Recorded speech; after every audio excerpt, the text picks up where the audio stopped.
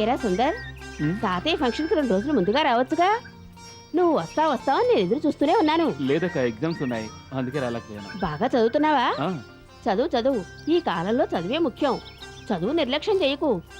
నా కూతురు వనిత కూడా బాగా చదువుతోంది. ఇప్పుడు దానికి ఎగ్జామ్స్. అందుకే తాతయ్య ఫంక్షన్ తను రాలేకపోయింది. నిన్ను మరీ అడిగానని చెప్పమంది. అవును, నువ్వు మా వనితను చూసి 5-6 ఏళ్ళు అయింది కదూ? అయ్యుంటుంది. ఇప్పుడు అప్పటికంటే ముద్దుగా ముచ్చటగా మహాలక్ష్మిలా ఉందిరా. నువ్వు పని చెయ్యి, ఈసారి సెలవుల్లో బొంబాయి వచ్చేయి. వనిత నీకు బొంబాయి అంతా చూపిస్తుంది, సరేనా? ఇదిగో వనిత నీకోసం పంపించింది. నచ్చిందా? వనిత సెలక్షన్ ఎప్పుడు సూపర్ గా ఉంటుంది. నువ్వు త్వరగా అరిటాకులు కోసుకుందా, నేనే నీకు అన్నం పెడతాను. త్వరగా రా.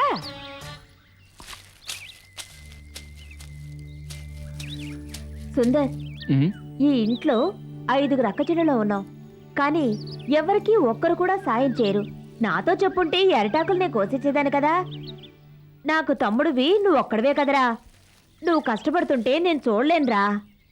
ఇదిగో ఏమిటక్క? ఉంగరం రా.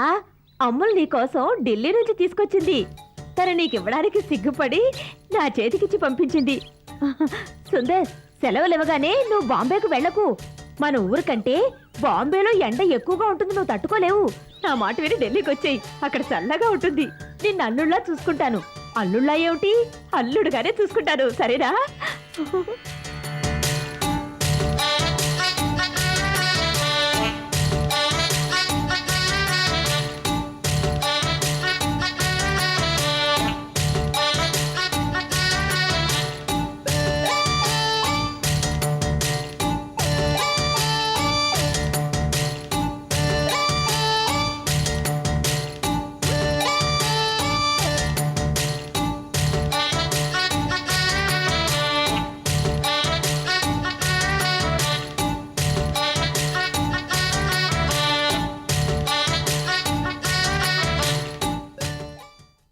ఓం గణానాన్త్వా గణపతిగుం హవామహే కవిం కవేనామపమస్రవస్తమం జ్యేష్ఠరాజం బ్రహ్మణాం బ్రహ్మణస్పద ఆనశృణ్వన్నోతభిస్సేదసాదనం శ్రీమన్మహాగణాధిపతయే నమః. ధ్యాయామి, ధ్యానం సమర్పయామి, ఆవాహయామి, ఆసనం సమర్పయామి, నవరత్నఖచిత దివ్య సింహాసనం సమర్పయామి, పాదయోః వాద్యం సమర్పయామి, హస్తయోః అర్ఘ్యం సమర్పయామి, ముఖే ఆచమనీయం సమర్పయామి, ఉపచారిక స్నానం సమర్పయామి, వస్త్రం సమర్పయామి, ఉపవీతం సమర్పయామి, పరిమళ స్త్రీ చందనం సమర్పయామి, పుష్పాన్ని సమర్పయామి. ఓం సుముఖాయ నమః, ఓం ఏకదంతాయ నమః, ఓం కపిలాయ నమః, ఓం గజకర్ణికాయ నమః, ఓం లంబోదరాయ నమః, ఓం వికటాయ నమః, ఓం విఘ్నరాజాయ నమః, ఓం ధూమకేతవే నమః. అయ్యా, తమరు పెద్దవారు, మహాపండితులు, తమరి ధర్మపత్ని. నా ధర్మపత్నిని ఈ కలశంలో ఆవాహన చేయవయ్యా. ఆవిడిక్కడే.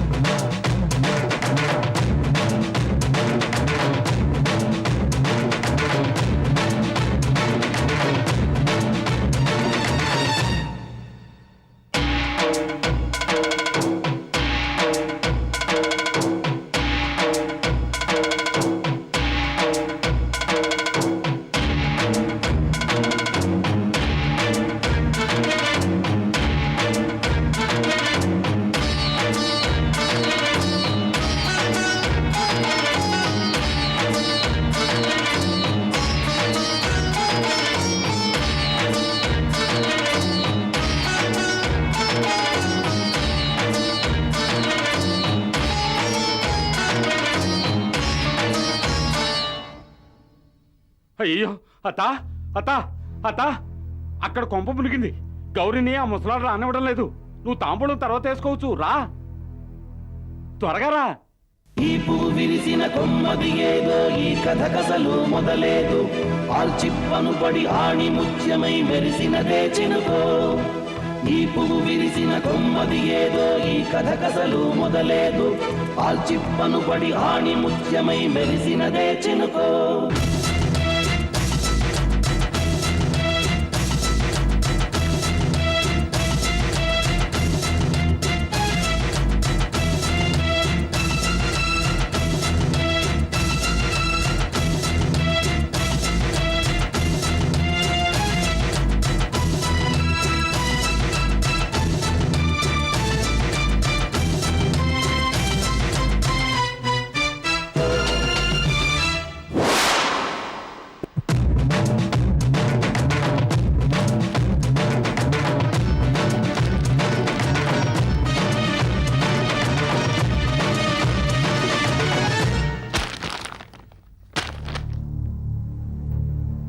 ఇదెందుకు వచ్చింది?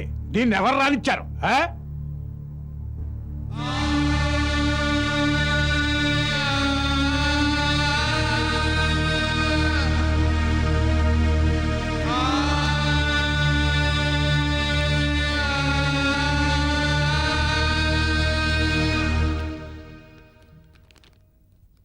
ఈ పువ్వు విరిసిన కొమ్మది ఏదో ఈ కథ కసలు మొదలేదు ఆల్చిప్పను పడి ఆణి ముత్యమై మెరిసినదే చినుకో ఈ పువ్వు విరిసిన కొమ్మది ఏదో ఈ కథ కసలు మొదలేదు ఆల్చిప్పను పడి ఆణి ముత్యమై మెరిసినదే చినుకో చేసింది చాలేదా?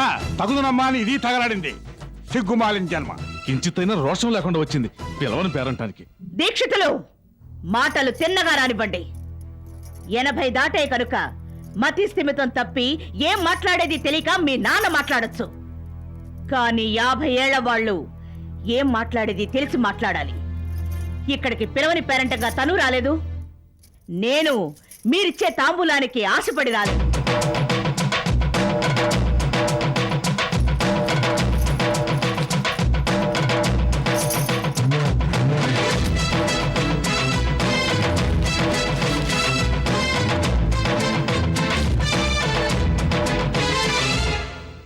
మీరు పంపించిన శుభలేఖ మీరు పంపిన శుభలేఖ అందింది. పాపం దాన్ని నమ్మి తను ఇక్కడికి వచ్చింది. ఇందులో తప్పకుండా ఏదో కుట్రుందని నాకు ముందే తెలుసు. ఆ కుట్ర నుంచి తనని కాపాడడానికి నేను ఇక్కడికి వచ్చాను. చాలేవే, నీతో సరిసమంగా నుంచి మాట్లాడటమే మహా నీచం. దీక్షితులు, మీరు పెద్దవారనే గౌరవం మీ వయసును బట్టి కాదు, మీకన్నా చిన్నవాళ్ల పట్ల మీ ప్రవర్తన బట్టి ఉంటుంది. సోమనాథ, ఈ భ్రష్టురాలకి ఇక్కడ చోట్లేదు. వెళ్ళిపోమనం. ఇదిగో రుద్రమూర్తి, దీనికి నేను సమాధానం చెప్పే రోజు వస్తుంది. దీన్నే సమాధానంగా చెప్పే రోజు వస్తుంది. అంతవరకు నువ్వు దీర్ఘాయుష్తో ఉండాలని నేను నిన్ను ఆశీర్వదిస్తున్నాను. నువ్వు జీవిస్తున్న అగ్రహారం మీద నేను వేయబోయే బ్రహ్మాస్త్రం మిమ్మల్ని చిన్నాభిన్నం చేసే కాలం ఎంతో దూరంలో లేదు. మీరా మేవా అని తేల్చుకుందామయ్యా. రా, ధైర్యంగా రా. నీకేం భయం లేదు, నేనున్నానుగా. ఇది నీ ఇల్లు, రా. ఆగాగాగాగు, నువ్వు ముందు నీ రూమ్కి వెళ్ళి నీ పెట్టే బేడ సర్దుకుని ఊరికి బయలుదేరు. ఇక మీద నువ్వు ఈ ఊళ్ళో ఉంటే నేనుండను. ఏయ్, నేనేం చేశానే? ఈ గొడవకంతా మూల కారణం నీ స్నేహితురాలు గౌరీ. తనని అందరూ అవమానిస్తున్నారు, కాపాడి తీసుకురమ్మని రామా చెప్పగానే నేను కంగారు పడుతూ పరిగెత్తాను. అయినా సింహం కూడా ఈగకు భయపడుతుందని నాకేం తెలుసు? పిలవడానికి వెళ్ళి నేనే పిలుచుకొచ్చాననుకొని నోటికొచ్చినట్లు నన్ను నానా మాట్లాడినాడు ఆ శాస్త్రి. నన్ను పట్టుకొని సిగ్గుమాలని దానన్నాడు. అయ్యో, నేను తట్టుకోలేకపోయాను. మొహాన కొట్టినట్టు సమాధానం ఇచ్చాను. అందుకే అంటున్నాను, ఇంకా నువ్వు ఇక్కడ ఉంటే ఈ సమస్యలు, గొడవలు, పోరాటాలు సాగుతూనే ఉంటాయి. ఒకటి, నువ్వెళ్ళి రాజమండ్రిలో ఉండు, లేదా నేను ఇప్పుడే వెళ్ళి గౌరీతో కలిసి ఉంటాను. కృష్ణ, ఇందులో అమ్మ తప్పేం లేదు. వాళ్ళు నన్ను అవమానించినప్పుడు అమ్మొచ్చి నన్ను తీసుకురాబోయారు. మాట పెరిగింది, కానీ అమ్మ తప్పేం లేదు. నాకు తెలుసు, నువ్వు రా ముందు. ఏం చేయాలో అర్థం కావడం లేదు. కనీసం ఇంకొద్ది కాలం ఆ మర్మాన్ని మనసులోంచి బయటికి రానివ్వకూడదనుకుంటే విధి ఆ శాస్త్రీ రూపంలో విషయాన్ని కక్కించేలా ఉందే.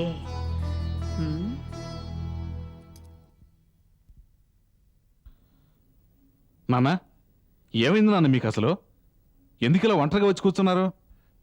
నా గుండె మండుతోందిరా. ఓ నీచురాలు మరో పాపిష్టిది కలిసి ఇంత అవమానించారే అని వేదన పడుతున్నాను రా. అది వదిలేండి నాన్న, ఏదో మన మీదన దిష్టి మనల్ని వదిలిపోయిందని తృప్తి పడదాం. పోయిందాన్ని మళ్ళీ నా ముందుకు తెచ్చింది ఆ పాపిష్టిది. ఆ రోజే అన్నాను, నేను భార్యాహీనుణ్ణి, ఇవేం వద్దు, ఈ ఆలోచన మానుకోమంటే విన్నారా? ఇప్పుడు ఏమైంది? విధి ఎదురు తిరిగి దాని రూపంలో అడ్డుకుంది చూడు. అది పథకం వేసి పనిచేసింది. అందరం మర్చిపోయిందని మళ్ళీ అన్నాళ్ళకి మన ఎదుటికి తీసుకొచ్చింది అదే. శుభలేఖ ఎలా వెళ్ళిందంటావు? మనమే పంపించామంటుందే. అది నమ్ముతున్నారా మీరు? అది ఎవరి దగ్గర శుభలేఖ తీసుకొని దానికి మనమే పంపించామని అబద్ధం చెప్తోంది. అది నిజమా ఏంటి? అదేం చెప్పుకుంటే మనకే. మీరేం బాధపడకుండా లేచిరండి. పిల్లలందరూ మీ కాళ్ళకి నమస్కరించి మీ దగ్గర ఆశీర్వాదం తీసుకోవాలని ఎంతో సేపటి నుంచి ఎదురు చూస్తున్నారు. లేకపోతే ఏం జరుగుతుందో తెలుసా? దానికి ఆ మనోహరికి భయపడి ఇక్కడ దాక్కున్నారని అందరూ చెప్పుకుంటారు. ఒరే సోమనాథ, ఈ విషయం నీ మనసులోనే ఉంచుకో. దాన్ని ఎలాగైనా దెబ్బతీసేంత వరకు నీకు నాకు ఏ విశేషమూ లేదు. అది భూమట్టమైన రోజు బ్రహ్మాండంగా విందు చేసి అందరినీ పిలుద్దాం. నాన్న, దానికంటే బుద్ధి లేదు. దానితో సమానంగా నడుచుకుంటే తర్వాత దానికి మనకి తేడా లేకుండా పోతుంది. ఇదంతా మనసులో పెట్టుకోకండి. ముందు లేచిరండి. అందరూ మీకోసం చూస్తున్నారు. లేవండి నాన్న. ఏమిటే అందరూ కలిశారు, ఫంక్షన్ అంటూ తాతయ్యని మాయ చేస్తే వాటా వస్తుంది అనుకున్నారు. ఇప్పుడు భూతం వచ్చిందే.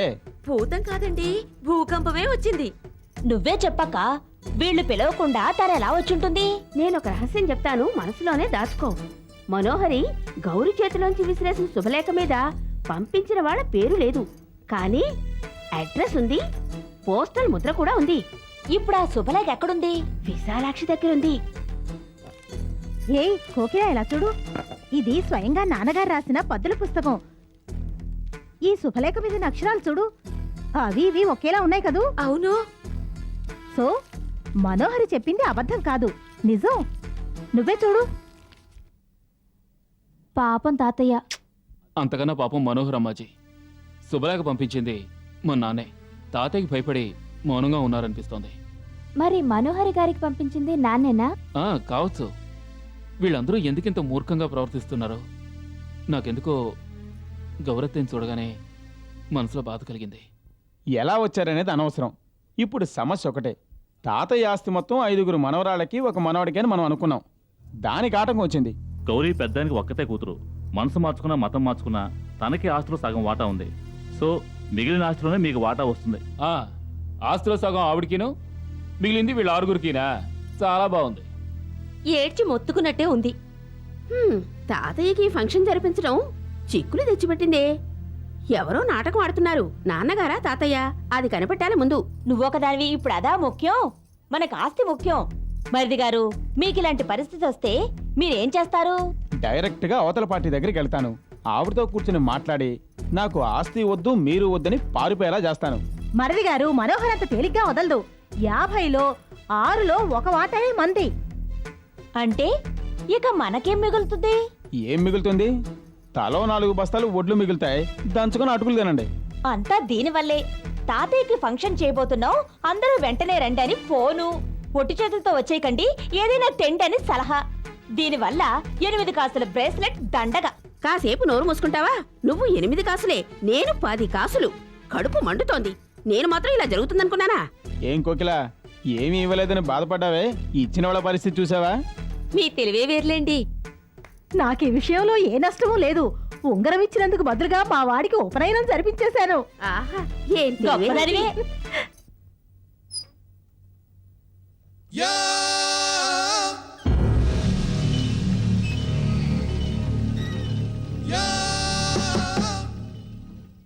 నమస్కారం.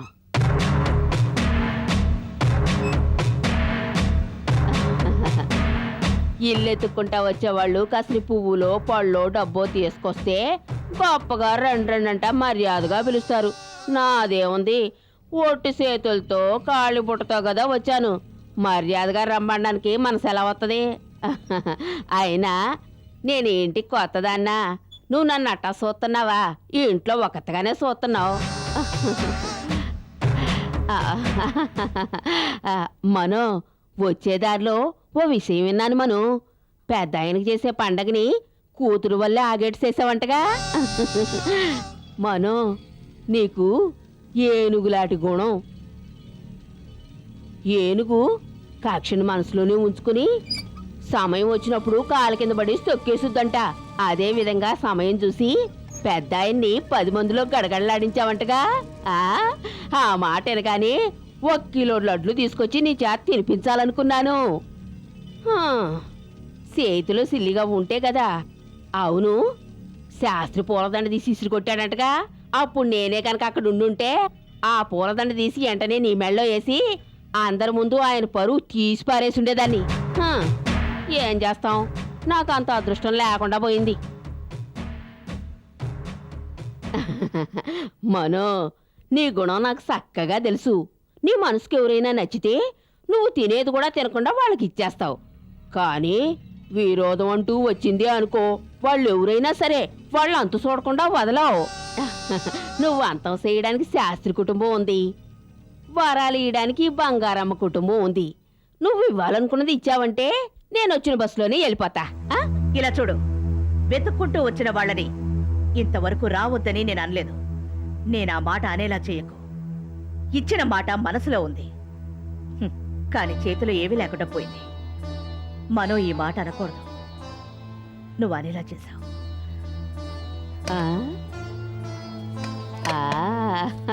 బయలుదేరు.